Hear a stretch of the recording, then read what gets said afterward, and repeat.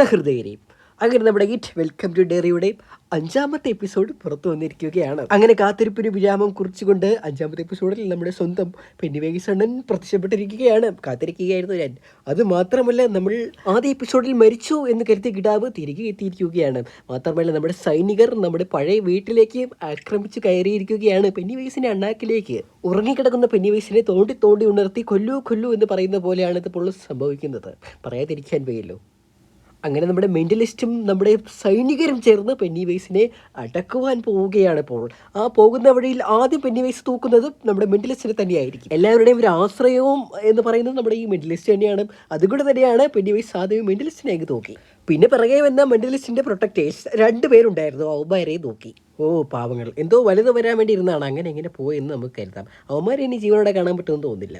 എന്നാൽ നമ്മുടെ കുട്ടികളും ആ നിമിഷം ഇതിനകത്തേക്ക് കയറി വന്നിരുന്നു. അതിന് തങ്ങളുടെ സുഹൃത്തുക്കളെ സ്വതന്ത്രരാക്കാൻ, അതും ഗുളികയെ അടിച്ചുകൊണ്ട്. അല്ലെങ്കിലേ ഒന്നിനും ബോധമില്ല. അത് 3 ഗുളികയൊക്കെ അടിച്ച് ഓവർഡോസായി എല്ലാം കിറങ്ങി നടക്കുകയാണ്. ആദ്യം ഉണ്ടായിരുന്ന 2 പയ്യന്മാരെ കൊണ്ട് കൊലക്കി കൊടുത്തവളും. അതുപോലെ എന്നിട്ട് ഇപ്പോൾ എല്ലാവരും കൂടെ കൊണ്ടുപോകണം അങ്ങോട്ട്. എന്തിന് ചെയ്യാനെന്ന് പറ. ഈ പിള്ളേർക്ക് വിവരമില്ലാത്തതാണ്. എനിക്കറിഞ്ഞൂടെ, എല്ലാം ചാവാനാണ് പോണത്. എന്നാൽ ആദ്യം മരിച്ചു എന്ന് കരുതി തിരിച്ചു വന്നവൻ ശരിക്കും പെന്നിവേസ് ആയിരുന്നു. അവർ പെന്നിവേസിൻ്റെ താവളത്തിലേക്ക് അവരെ കൊണ്ടുപോവുകയായിരുന്നു. എല്ലാവരെയും പേടിക്കാതിരിക്കാനുള്ള ഗുളിക അടിച്ചിട്ടെന്ന് പറഞ്ഞത് ഒരു കാര്യവുമില്ല.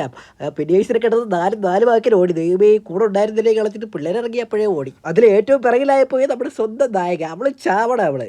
അങ്ങനെ പെന്നിവേസിന് ഇന്നത്തേക്കുള്ള ഇരയായ അപ്പോഴേ സ്കെച്ച് ചെയ്ത് പെന്നിവേസ്. അങ്ങനെ അവളെ തിന്നാൻ വേണ്ടി പെന്നിവേസ് എത്തിയപ്പോഴാണ് മറ്റേ ആ ചെറുക്കൻ്റെ നിന്ന് കളഞ്ഞു പോയ ആയുധം താഴെ കിടക്കുകയായിരുന്നു.